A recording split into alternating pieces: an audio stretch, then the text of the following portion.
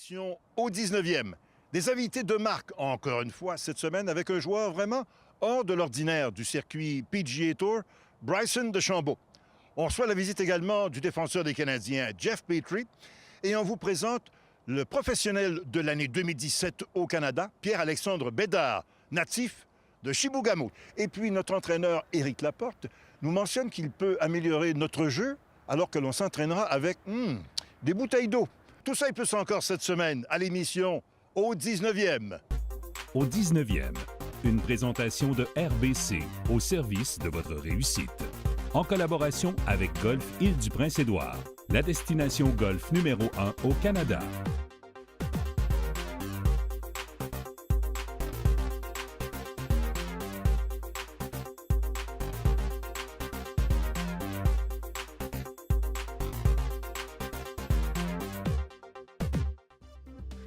La rencontre de la semaine est une présentation du club de golf Atlantide. Plongez dans le monde de l'Atlantide. En compagnie du défenseur du Canadien de Montréal, Jeff Petrie. Jeff, welcome to the show au 19e, a golf show. Are you a golfer? No. Not really? No, I think I've played maybe 3 rounds this year, so. All right.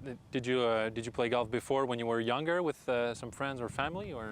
No, I got into it when I was probably 13 and, just a handful of rounds every summer, but I could say I definitely need some work. So at 13 years old, who bring you to the course? I went with my dad, just got my first set of clubs and kind of just go out there and trial and error. He was a golfer? No, No? he plays quite a bit now, but he tried to teach me, but I was pretty much just Okay. thrown right into it. What do you like about the sports, golf, the motion? I just I enjoy going out in the summer just because it's the weather's nice, being outside and usually golfing with friends, and it's always a good time. Do you try to work on some stuff, or you just try to hit the ball the best you can? And Yeah, I try to hit the ball just the best I can, and I have a buddy that played golf in college, so whenever I get out with him, he can give you some. He gives some me good a advice. little pointers, but they're frustrating at times because they don't always work. Do you enjoy golf enough to watch it on TV? Yeah, I watch the big, the major tournaments, the U.S. Open, the Masters, and things like that. Do you know good hockey players that are good on a golf course as well? Especially on our team. Do you have some insight for us? I don't know anybody here. Gilbert a couple of years ago. Yeah, Tom Gilbert. He was. I think at our beginning of the year outing, he was shot 1 under, and I know he plays maybe 3 or 4 times a week in the summer, so he's definitely a guy. But other than that, He didn't give you any tips? No, I never golfed with him. I just heard the stories. So what do you think you can bring on the ice to the golf course as an athlete to help for your golf game? Do you think there's something, or it's pretty much different? I'd say it's different. Everyone thinks that driving the ball is similar to a slap shot, but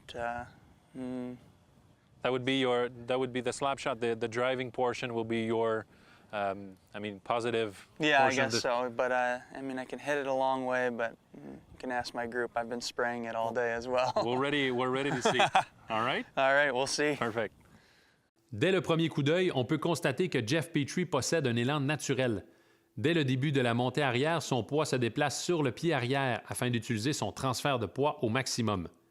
Malheureusement, le fait d'avoir les pieds légèrement trop larges l'empêche de poursuivre sa progression vers l'avant dans la zone d'impact, mais également de terminer son élan convenablement. On peut sentir qu'il n'est pas tout à fait confortable, d'où l'importance d'une bonne position de départ. De face, on peut constater qu'il place ses mains et ses doigts sur la poignée tel un bâton de baseball, c'est-à-dire qu'aucun doigt se chevauche ou se croise.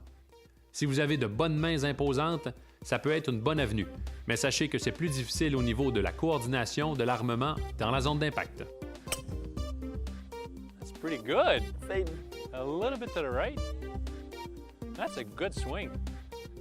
into the tree. You should put some more time if you can. Thanks a lot. Yeah, thank you. Voici notre question quiz cette semaine. L'Allemand Bernard Langer a remporté plusieurs victoires majeures l'an passé. Combien de victoires majeures, justement, a-t-il inscrit au cours de la saison 2017? 1, 2 ou 3? Je vous reviens avec la réponse dans quelques instants.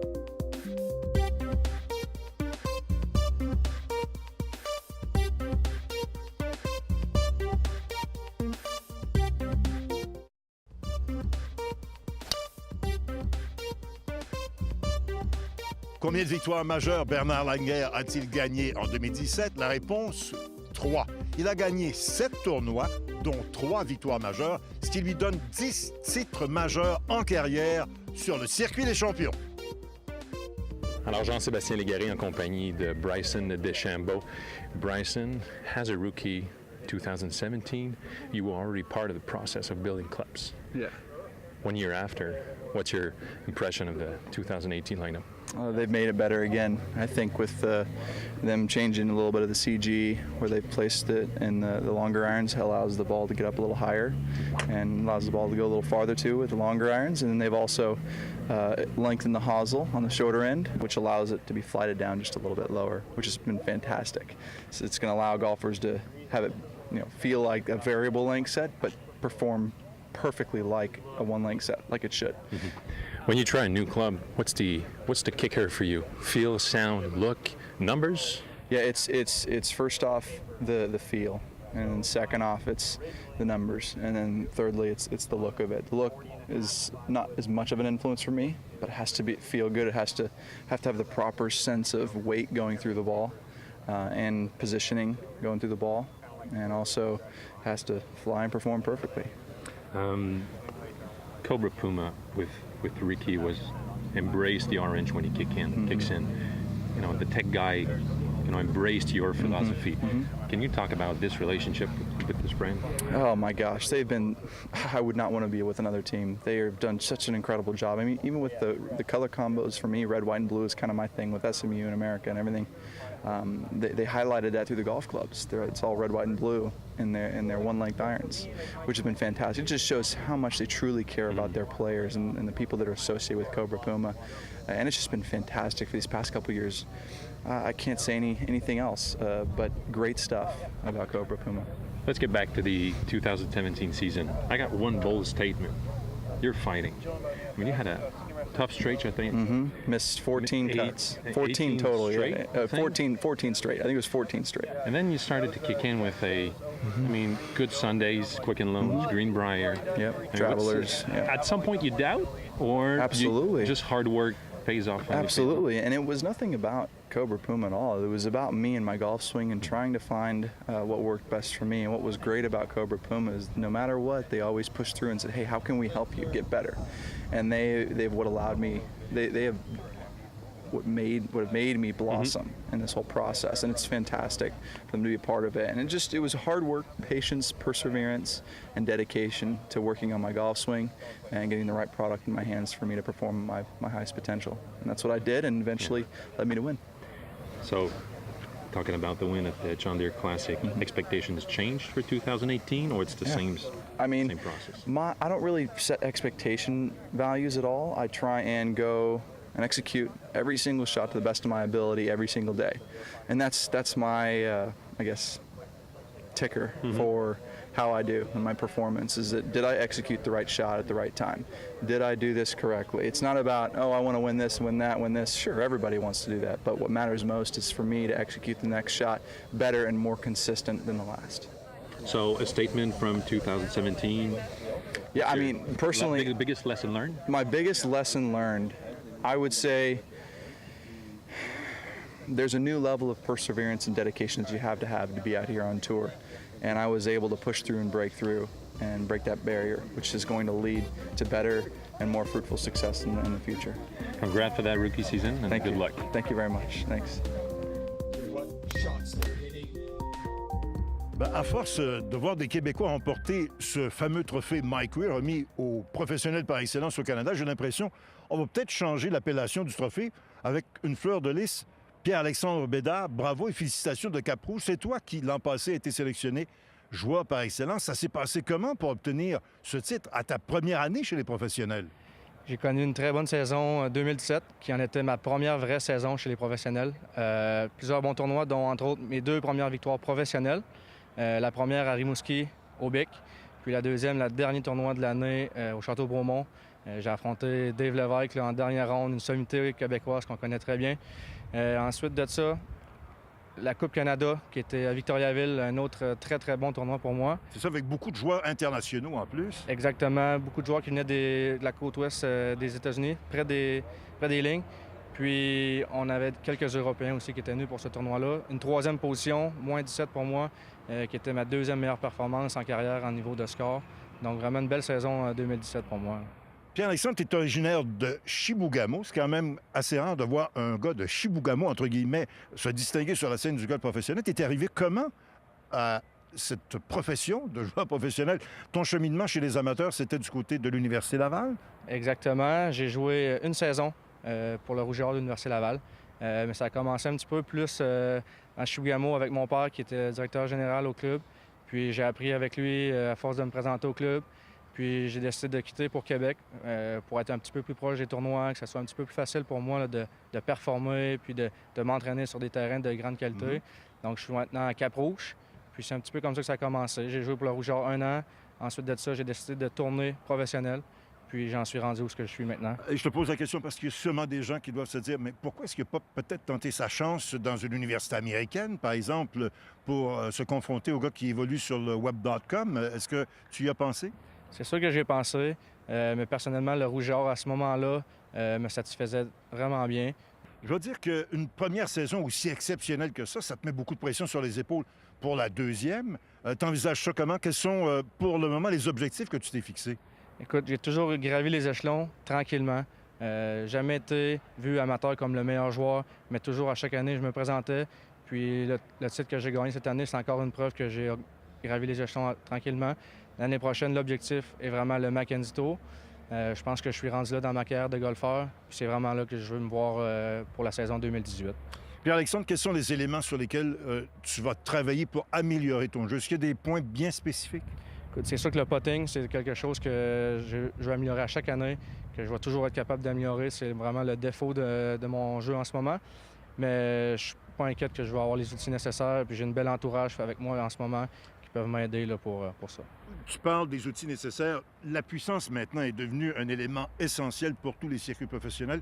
Comment ça va de ton côté là-dessus? Ça, c'est une force. Ça, c'est ouais? une force depuis longtemps qui venait à me nuire une fois de temps en temps parce que je frappais trop loin, un petit peu plus dur à Il y en a beaucoup qui aiment ça frapper trop loin. Exactement. Mais non, c'est vraiment ma force, la puissance.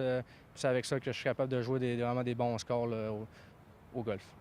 Pierre-Alexandre, merci. Bravo encore une fois. Félicitations pour ce titre de professionnel de l'année du côté canadien. Bravo. Merci beaucoup. C'est gentil.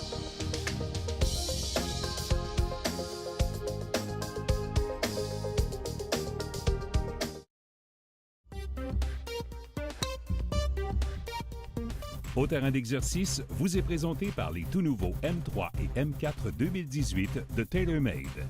Faites face à la réalité. On se retrouve souvent au champ de pratique avec plein de bonnes intentions. Malheureusement, on ne sait pas trop comment les concrétiser. C'est pas vrai qu'on a tous les outils pédagogiques dits magiques que l'on retrouve dans les revues. Aujourd'hui, je vais vous expliquer des exercices pour améliorer votre golf sans que ça vous coûte une fortune.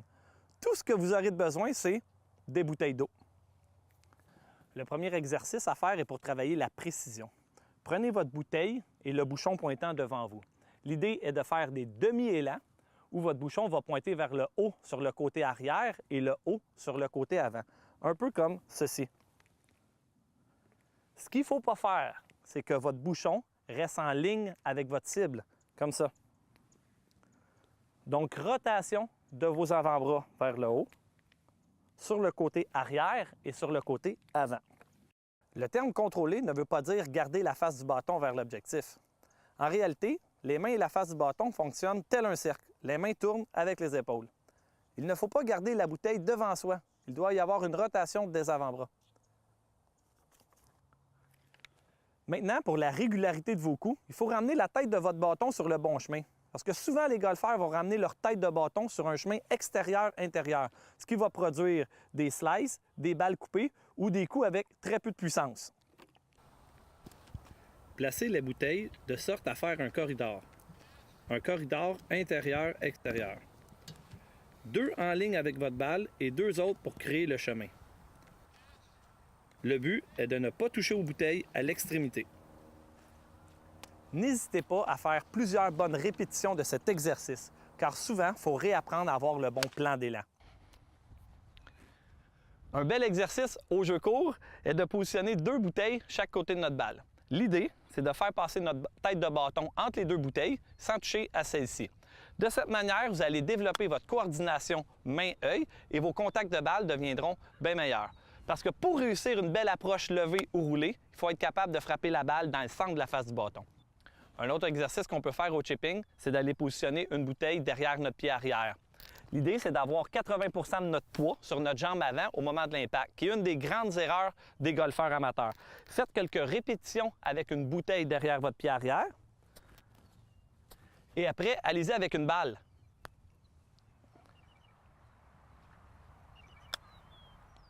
Vos contacts deviendront bien meilleurs. Un autre exercice qu'on peut faire, ça va être avec une baguette et 2 bouteilles cette fois-ci. Placez la baguette en équilibre sur les bouteilles. Placez la balle à une 50aine de centimètres derrière. Le but est de garder la tige de votre bâton et vos bras en ligne droite après l'impact. Si vous ne tenez pas cette position, votre bâton touchera la baguette et elle tombera. Comme vous voyez, la balle a passé au-dessus de la baguette et ma tête de bâton en dessous de celle-ci. Le but est de frapper la balle en descendant. Ne pas essayer de soulever la balle car votre tête de bâton risque d'accrocher la baguette. Et vous savez, autant que vous pouvez avoir de l'imagination, infinis sont les exercices que vous pouvez faire avec des objets qui vous entourent. Je viens de vous en donner quelques-uns qui, lors de vos prochains entraînements, j'espère vous aideront. Osez les essayer. Sur ce, bonne pratique et bon golf. Les trouvailles de la semaine avec Jean-Sébastien Légaré. Dans la catégorie des technologies pour se faciliter la vie, les souliers Zero Tie en font probablement partie. Sur le marché de la chaussure depuis quelques années déjà, cette technologie révolutionnaire s'attaque au marché du golf. Le fonctionnement est bien simple. Un câble flexible interne sert de lacet et est attaché à une roulette située tout juste en haut de votre talon. Insérez votre pied et faites glisser votre talon vers l'arrière pour activer le mécanisme. Voilà, plus besoin de se pencher. Les chariots à main électriques ont de plus en plus la cote puisque les batteries sont de plus en plus viables et légères sur le marché. Et maintenant, pourquoi pas un mécanisme électrique qui s'adapte à votre chariot à main? Pesant que 32 livres, le e-Wheels s'adapte pratiquement à tous les chariots à main sur le marché et fonctionne à l'aide d'une télécommande. Voilà une solution économique pour conserver vos énergies sur le parcours. On termine nos découvertes de la semaine avec l'outil éducatif Bombit Mini. Il s'agit d'un bois de départ d'entraînement où l'objectif est d'obtenir un impact centré.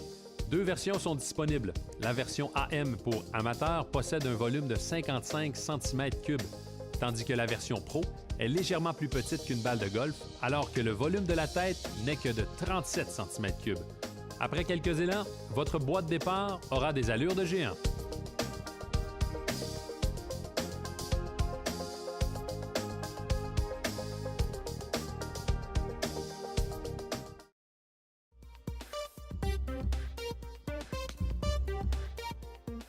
Il serait facile de croire que l'expression « une image vaut 1000 mots » a été faite sur mesure pour le club de golf du Château Montebello.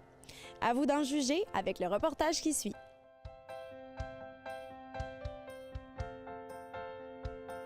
Pourriez-vous nous raconter l'histoire du club de golf Montebello? Oui, c'est un club de golf qui a été bâti en 1930, en même temps que l'hôtel Fairmont-Château Montebello. Donc, c'était un club privé à l'époque, select, donc les gens n'avaient pas accès à venir ici, jusque dans les années 70 environ. Et ensuite, Fairmont a ouvert au public. Donc, les gens ont accès maintenant à venir visiter le parcours et surtout venir coucher à l'hôtel. Et même ce que vous me disiez, aujourd'hui, vous avez quand même des membres à Montebello, mais ce n'est pas la majorité de votre clientèle. Non, on a quelques membres qui ont un bateau ici à la marina. On a une superbe marina ici à l'hôtel, donc les gens peuvent même venir en bateau. Et on a quelques gens qui demeurent alentour du terrain de golf, là, qui sont membres ici. Maintenant, si on se dirige vers le parcours de golf, À quoi ça ressemble à vue d'oiseau, le portrait global du parcours? Bien, c'est un parcours qui a été dessiné par Stanley Thompson. Donc, Stanley Thompson, sa signature, c'est des départs surélevés. Donc, toujours des coups de départ exceptionnels où on voit notre balle atterrir plus bas. Et les verts ont été refaits en 1989 par John Watson. Donc, des verts très ondulés. Donc, la signature, je vous dirais, les verts très ondulés si les gens nous en parlent souvent. Est-ce que c'est un parcours, parce qu'on regarde ce qui nous entoure présentement, qui est très boisé? Est-ce qu'ici, c'est représentatif du reste du parcours? Oui, bien le parcours, ce qui est le fun, c'est que lorsque vous arrivez ici, comme vous dites tantôt, c'est le calme. Il n'y a pas d'autres trous qui sont jumelés un à côté de l'autre. Donc, les seuls gens qu'on voit, c'est les gens devant et derrière. Donc, on se sent vraiment privilégié. On se sent tout seul sur le terrain. Donc, vraiment paisible, vraiment le fun de venir passer la journée ici au château. Parfait. Maintenant, si vous me parliez de 2 trous, peut-être que vous affectionnez, des trous signatures, si vous voulez, ici, ce seraient lesquels? Bien, on a ici le trou numéro 14, comme on voit avec le plan d'eau. Donc, on a un terre surélevé, un petit trou coudé vers la droite. Ensuite, on a un verre avec 2 paliers, donc gardé avec 2 immenses fosses de sable. Donc, c'est un superbe trou. Et puis, on a aussi le trou numéro 4, une normale 5 coudée vers la gauche. Donc, avec une élévation superbe où on voit la rivière Outaouais et aussi le toit du château Montebello. Donc, comme vue, c'est assez extraordinaire. Ici, à Montebello, c'est vraiment une destination vacances idéale et même pour les familles. Pourriez-vous nous dire pourquoi? Bien, on a une panoplie d'activités pour familiales, que ce soit autant l'été ou l'hiver. Mais l'été, on a 2 superbes piscines, une piscine extérieure et on a une piscine intérieure gigantesque qu'on ne voit pas dans tous les hôtels. En terminant, M. Courcelle, pourquoi les gens devraient découvrir, ceux qui ne le connaissent pas, le club de golf Montebello? Bien, premièrement, pour l'histoire. Donc, c'est un club de golf qui n'a pas eu beaucoup de modifications avec les années. Comme j'ai dit tantôt, seulement les verts qui ont été refaits en 1989. Donc, le terrain de golf en lui-même est demeuré le même. Donc, c'est assez extraordinaire que c'est un terrain qui a bien vieilli. Depuis 1930. Depuis 1930. Donc, ça n'a pas changé au niveau du design du parcours. Puis, le but, c'est de garder l'image de Stanley Thompson vivante là, ici au club de golf. Bien, on vous remercie. On vous souhaite une excellente saison en 2018. Merci beaucoup. Ben, c'est déjà tout pour cette semaine, mesdames, messieurs, à l'émission Au 19e. Ne manquez pas notre prochain rendez-vous, au cours duquel on vous présentera David Ledbetter. C'est un des meilleurs instructeurs de golf de l'histoire. Également avec nous, Hugo Giroux, un comédien fort populaire, un autre passionné de golf. On vous remercie d'avoir été des nôtres et on vous donne rendez-vous la semaine prochaine au 19e, l'émission où on entend bien sûr les meilleures histoires de golf. Au revoir tout le monde. Au 19e vous a été présenté par RBC, au service de votre réussite. En collaboration avec Golf Île-du-Prince-Édouard, la destination golf numéro 1 au Canada.